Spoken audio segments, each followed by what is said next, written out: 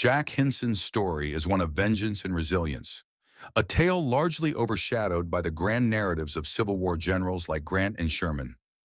Hinson, a farmer from Tennessee, was neither a soldier nor a celebrated hero, but his actions forever altered the dynamics of warfare. After Union soldiers brutally murdered and decapitated his two sons, Hinson transformed his grief into a calculated campaign of retribution. Armed with a custom-built .50 caliber rifle, he meticulously targeted Union troops, accumulating over 100 confirmed kills. His sniper crusade instilled fear across federal ranks, disrupting military operations along the Tennessee and Cumberland Rivers. Despite his extraordinary feats, Hinson's legacy has faded from historical records, a silence born from the uncomfortable truths of war. His story reveals the personal cost of conflict and the lengths to which individuals will go when pushed to the brink. As we delve deeper into Jack Hinson's one-man war, don't forget to like and subscribe to support our channel and uncover more untold stories of history. At the onset of the Civil War, Jack Hinson was a prosperous landowner and slaveholder in Stewart County, Tennessee, specifically in the Between the Rivers district near Dover. This area derived its name from its location between the Cumberland and Tennessee rivers, approximately 100 miles west of Nashville. Today, the land that once comprised Hinson's plantation is now near the recreational areas of Kentucky Lake and Lake Barkley reservoirs, which were created by the Tennessee Valley Authority through dam construction on both rivers. During the war's initial phase, Hinson maintained a position of neutrality, prioritizing the safeguarding of his agricultural livelihood at Bubbling Springs Plantation over any political affiliations. Being older and exempt from military service, he actively discouraged his sons from joining the fight, urging them to focus on farming instead. However, one son chose to defy his father's wishes and enlisted in the Confederate Army. These parallel rivers were crucial supply routes for both Union and Confederate forces, a strategic situation that led Washington officials to send Ulysses S. Grant to the Western Theater with the directive to secure these essential waterways. Union troops initially established control over Paducah, Kentucky, before focusing on two significant Confederate strongholds, Fort Henry on the Tennessee River and the larger Fort Donelson on the Cumberland River. The latter was located in close proximity to Hinson's Bubbling Springs estate, placing his property directly within the military operational zone. While Fort Henry surrendered quickly to Union forces, the Battle of Fort Donelson developed into a prolonged three-day conflict characterized by heavy losses, ultimately resulting in a Union victory. This crucial battle not only enhanced General Grant's reputation, but also marked the beginning of a decline for the Confederacy in the Western Theater. Despite the violence surrounding his estate, Hinson maintained a stance of non-alignment, working to preserve his agricultural livelihood and family responsibilities under Union control. Federal troops stationed at Fort Donelson viewed him with a degree of suspicion, yet they maintained a cautious approach towards the local landowner. However, the autumn following the fall of Fort Donelson brought significant turmoil. Ongoing guerrilla raids, referred to as bushwhacking by Union forces, increased near Dover, with Confederate irregulars conducting small-scale ambushes against federal patrols. As Northern casualties rose, these covert attacks became more frequent, posing a serious threat to Union forces and irrevocably disrupting Hinson's fragile neutrality. The situation escalated to the point where Union command ordered soldiers to eliminate bushwhackers by any means necessary, implementing a strict no-quarter policy. One autumn morning, Jack's two sons, aged 17 and 21, set out to hunt. During their expedition, a Union patrol encountered the brothers, hastily accusing them of guerrilla connections and executing them without due process. To further their message, the soldiers severed the youth's heads, transported them to nearby Bubbling Springs, and displayed them on the gateposts of the estate as a macabre warning. This horrific act inflicted profound trauma on the Hinson family, irrevocably altering their lives. In spite of the soldiers' brutal actions and the deep personal grief, Jack managed to maintain a fragile semblance of normalcy at his plantation. Internally, however, he experienced a significant transformation, quietly formulating a plan for revenge that would establish him as one of the most feared sharpshooters in warfare. His considerable wealth afforded him the means to pursue this goal. Hinson engaged a skilled gunsmith to create a custom .50 caliber muzzleloader, featuring advanced components and exceptional craftsmanship of the time.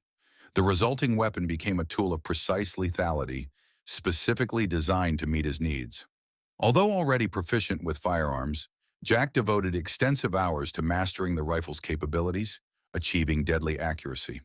Concurrently, he conducted secret surveillance on the Union patrols at Fort Donelson, carefully tracking the unit responsible for his son's death and memorizing their operational routines. His campaign began with the ambush assassination of the patrol's commanding officer and the sergeant who had directly overseen the desecration of his son's remains.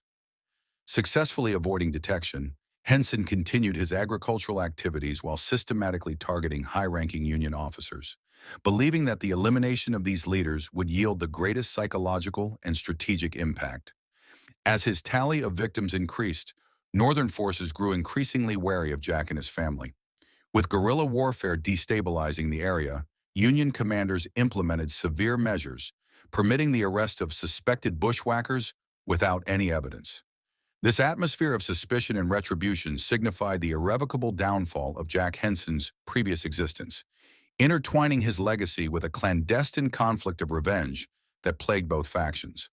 The commander at Fort Donelson sent troops to Bubbling Springs with the intent to capture Jack, a mission that would have culminated in his execution had it not been for the intervention of a physician from Dover, who successfully negotiated for his clemency.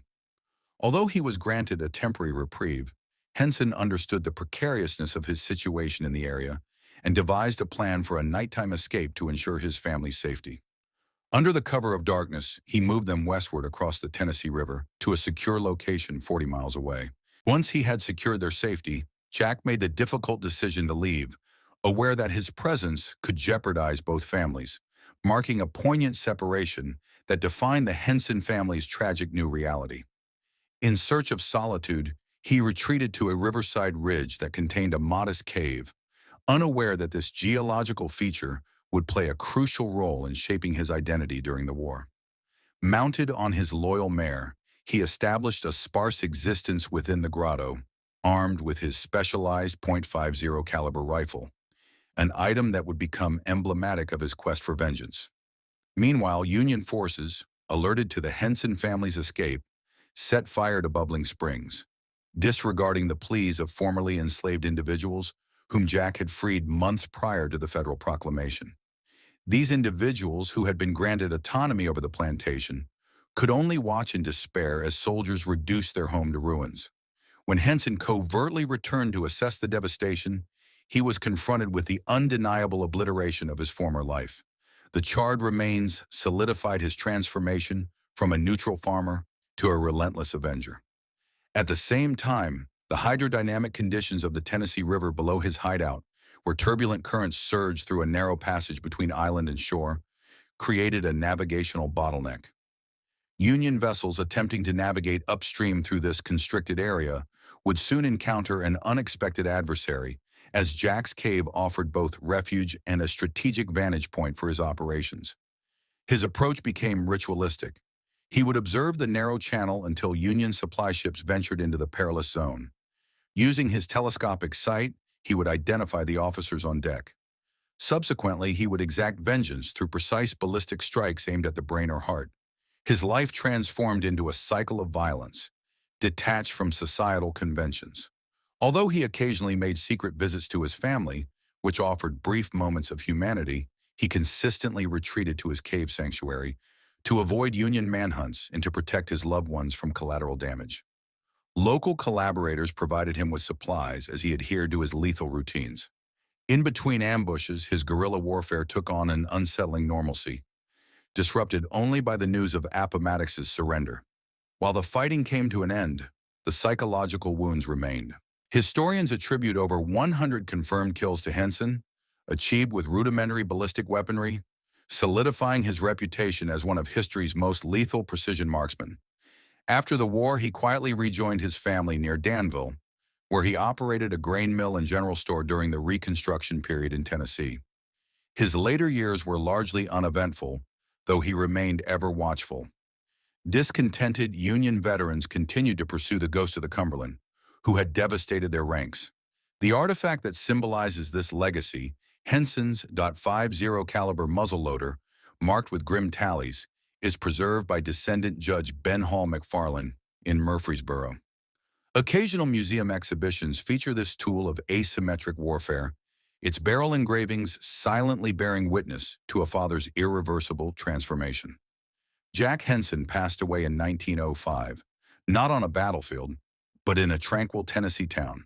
His rifle survived him, its notches serving as a cipher for a conflict within a larger war. Was he a hero, a monster, or merely a father who refused to let history silence his son's cries? The Union may have burned his home, but they could not extinguish his fury. The Confederacy may have been defeated in the West, yet the legacy of Hinson continues to linger along its rivers. We honor Grant's triumphs, but who determines the guidelines when the line between warfare and retribution becomes indistinct? When one individual, fueled by sorrow and wielding a .50 caliber bullet, transforms into a terror for an entire army. The reality is that we may never uncover the number of Union letters that commenced with the words, "Dear Mother, today I encountered the ghost of the Cumberland." We appreciate your support. Please like and subscribe to our channel.